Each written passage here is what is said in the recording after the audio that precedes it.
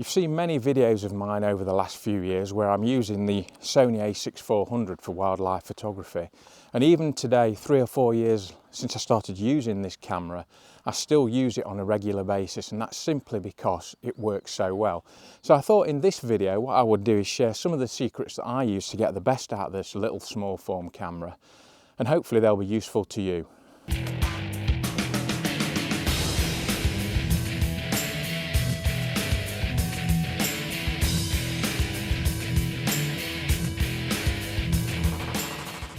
Now, one of the first things that somebody will mention to you when they see you out with your A6400 attached to a really big telephoto lens is the fact that it must be really unbalanced and difficult to use. Well, that's not really the case.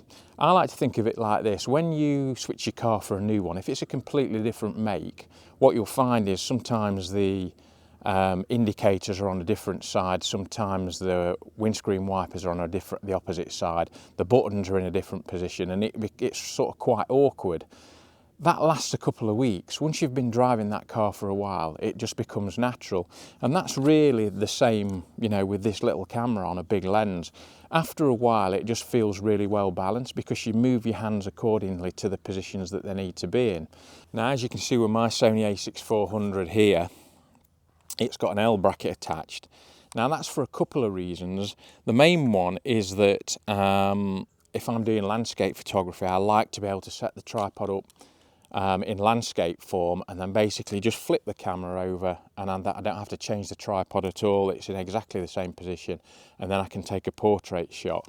But there are another couple of advantages to this L bracket as well. One of them is that on the side here, there's a slot for sliding in a microphone. So one of the comments that I do get with the A6400 is that the screen flips up like this, which is really useful if you're vlogging. However, if you've got a shotgun mic that's doing your sound on here, you can't see the screen, you can't put the screen up. What this L bracket does, it moves the microphone here, so you can plug the microphone into the side of the camera here in the port, and then there's a sliding section here that you can then slide your shotgun mic, and that will shoot from the side, giving you access to your screen. One of the other advantages of this L bracket is if you've got big hands like me, another one of the things that people say is it's so small to use, you've got really no grip for your hands. This L bracket will obviously extend the grip. So it's underneath the grip, it extends the grip down, so if you've got big hands like me, it just gives you more to grip onto. Now, just quickly, while we're on the subject of ergonomics, the lens foot of the camera, I see a lot of people, and obviously it's personal choice, but they will carry the camera like this. When they see something they want to shoot, say there's a red kite flying by, they have to flip the camera over, and they will be resting the camera or the foot on the middle of the hand. Now, if you're doing this for any period of time, it's really uncomfortable. What I do is simply, when I'm out, I flip the tripod foot to the top. What that means is if I'm walking along, I see a red kite, and I'm straight in position, I can stay there for ages. The other advantage of this is what I do is I use the buttons on my lens as to switch between autofocus and manual focus. So the right, where my hand is, I can quickly switch. If I want to zoom in and out, that's underneath my hand. If you're doing it that way, it's a lot more awkward to reach any of these. So that's just something for you to bear in mind when we're looking at ergonomics. The other thing as well, I see a lot of people do, a lot of these tripod feet now are set up so that they're Arca Swiss compatible, and that means that you can just simply put this foot directly into a tripod and clamp it in. Now, for me, there's an issue with that. I like to keep my lenses in pristine condition, and it starts to chip away at the paint on the foot. So I've got this Manfrotto mount here, which is considerably bigger than the foot. Now, for me, having big hands, there's another advantage. It means as a carrying handle, it's really sturdy and easy to carry. With just this little foot underneath on this lens, it's not quite as secure, and it is quite slidey. And as I say, this Manfrotto foot will protect the lens foot itself. You're not continually clamping it in a tripod, which will chip the paint. Right, so hopefully that's helped you set your camera up so it's really easy to use for a long period of time and you're going to be really, really comfortable using it. Let's take it inside and have a look at some of the settings that I use to get my wildlife images and film. Right, so let's take a look at these menus on the A6400. Well, jump straight in here, and on the first menu there on the first page, the first thing I'm going to look at is file format. Now for me, I always shoot in RAW. That's simply because RAW is what's known as a lossless format, which means that the more you edit it, you don't lose any information, so you don't lose any quality of the image. If you shoot in JPEG, every time that you make an amendment to that JPEG image, you lose some of the quality. So for me, I always shoot in RAW. Sometimes I'll shoot RAW and JPEG, just have an additional copy, but normally just RAW. So let's have a look at here now. The thing I'll change here is drive mode. I always generally shoot in as many frames per second as the camera can shoot. So on the A6400, that's high plus, continuous shooting. What that means is that when you press the shutter down, the camera will just fire off as many shots as it can. The A6400 is a maximum of 11 frames a second. The reason you do that is, imagine you're taking a picture of a hare running towards you. There might be one shot out of 30 where the position of the hare is exactly right. So you want the camera continually shooting just to make sure you get that shot. So now if we move to the fourth menu across there, these are generally used for if you're saving some of your settings, which we can do in a different video, but for this video really I just really want to show you what I use. If we move across to the next one, we're looking at focus mode now. I use continuous autofocus. That's simply because, again, in situations where you've got an animal that might be moving towards you, if you don't have it in continuous autofocus, the camera is going to focus on the subject initially, and then it will stay on that focus. If you've got your finger pressed halfway down on your shutter button, as that animal moves towards you, the camera will continue to focus on that subject. And obviously that's what you want, because the animal's moving towards you. You want it to be in focus all the time for every shot. So continuous autofocus is generally the way to go, unless I've got a static subject, in which case I'll either switch to a different focus mode or even manual focusing with some focus peaking involved. But generally continuous autofocus is the way to go. So some of the stuff on the menu here is something that I might change depending on if I'm trying to adjust the autofocus in some way, but generally we'll leave that for today and move on to the next. Face eye detection. Now this was on its sort of infancy when the A6400 came out, so it's not a complicated thing here. You've basically got either animal or human. Obviously if you're doing wildlife photography, you want to switch the subject detection to animal. And obviously that's what I use, and then it's okay, you know, if you've got a roe deer walking towards you, it will focus on that subject, but you know, it's not overly complicated on this camera. Right, so moving on to the next menu, the only other thing on here that I would change, I think, nothing on there. Right, ISO setting. Now for me, ISO setting, what I generally do these days is leave it on auto. I'm quite happy for the camera to decide which ISO that I'm going to use, and that's simply because the noise reduction software that we've got these days has come on such a lot that I'm quite happy that whatever ISO to a certain extent that the camera chooses, I'm going to be able to clean the image up in noise reduction software. So if you take a look at this image here, this was shot at 12,800 ISO. And I put it through DxO Pure RAW, which is the one that I use, and it basically made it into a real banger of an image. So auto ISO, and then I just set a range that I'm happy with. Here you can see I've got it 100 to 25,600. It's not very often that I'd be shooting at that, but you know, I'm quite happy to give it a go at this day and age with the reduction software that we've got. Okay, so if we look at the next one, probably I'd change is, or that we need to look at, is below ISO setting, which is metering mode. Now, I always have this set to multi, and that's simply because the way that I shoot, I'm quite happy in most situations that the camera is going to get the light situation right.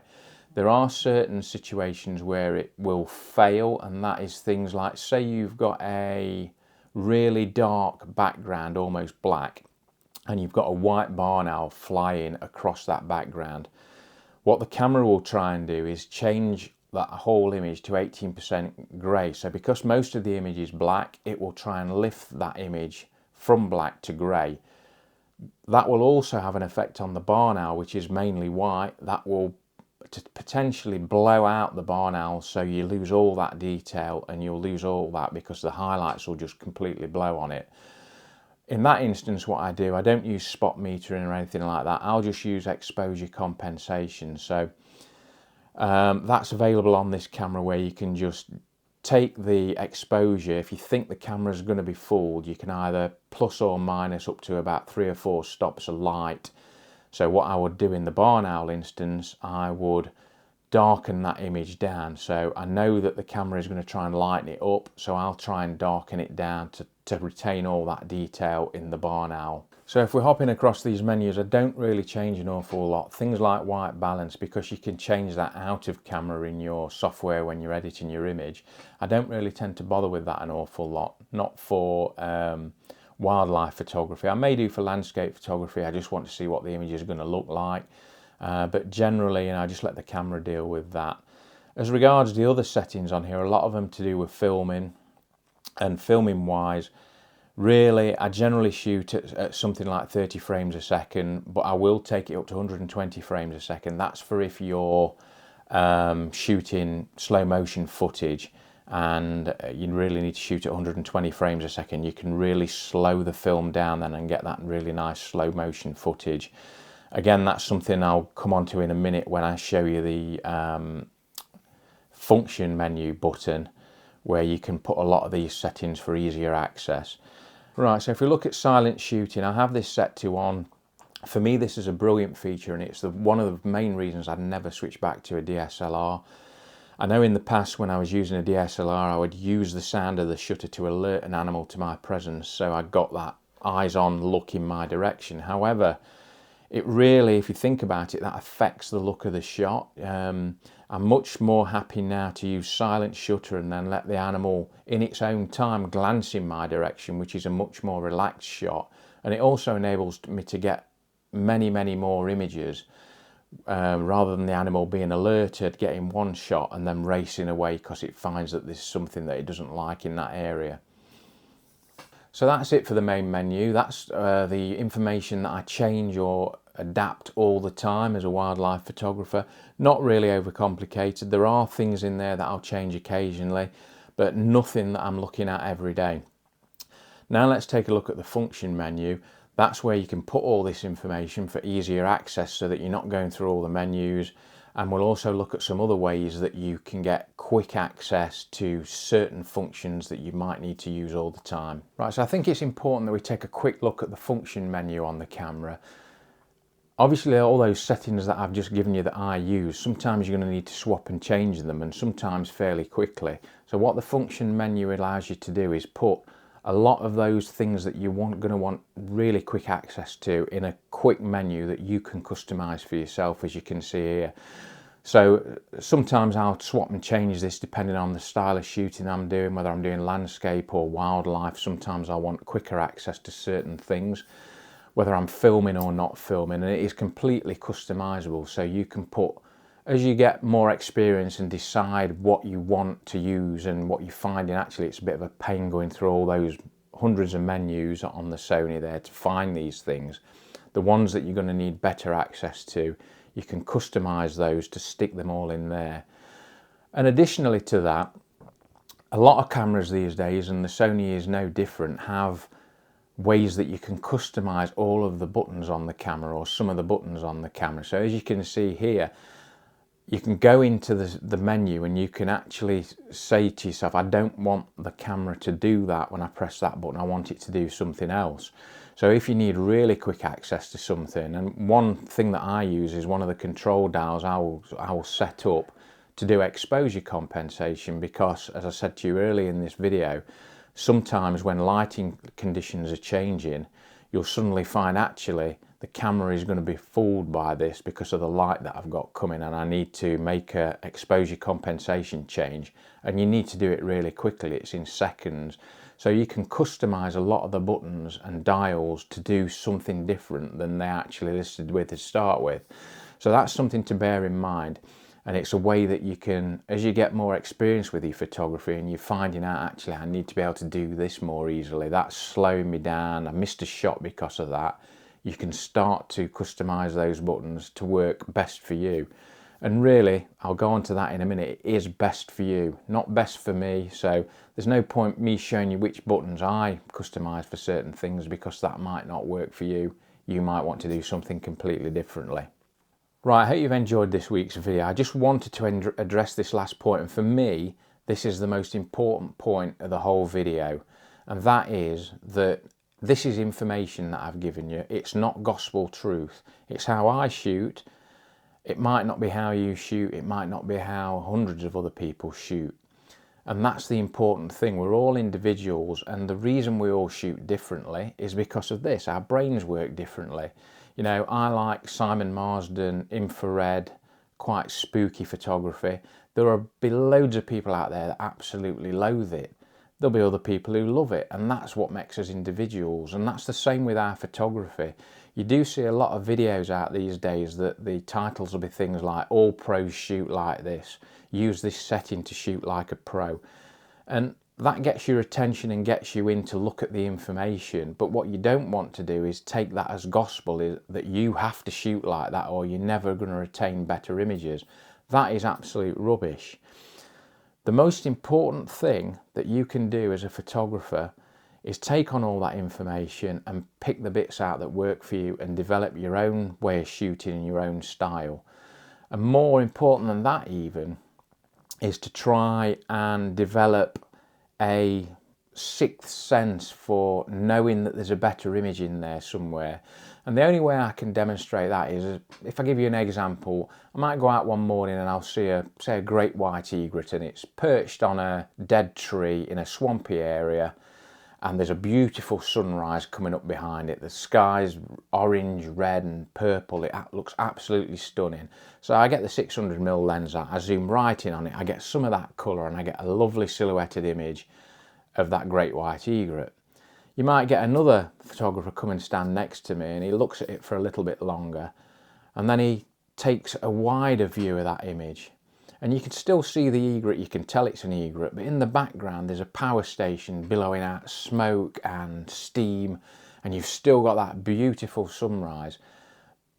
My image is nice, it's a nice, beautiful image, but his tells a story. You know, there's something more, there's a story to read into that. And it's often what people will do, they'll get a shot and then they'll move on to the next shot. And really my best tip for you is to take a little bit more time and just think, right, when you've got that shot that you first saw, is there anything else there? Is there a story there? Can I tell a story with this image? And I think that's the best way to take your photography to another level. Something that changing your settings on your camera is never going to do. Anyway, I hope that's been useful to you. I hope you've taken something useful from it. Try those settings out. If they work for you, great. If they don't, use something different and just do all that you can to enjoy your photography every day. And I'll see you soon for another one. Bye.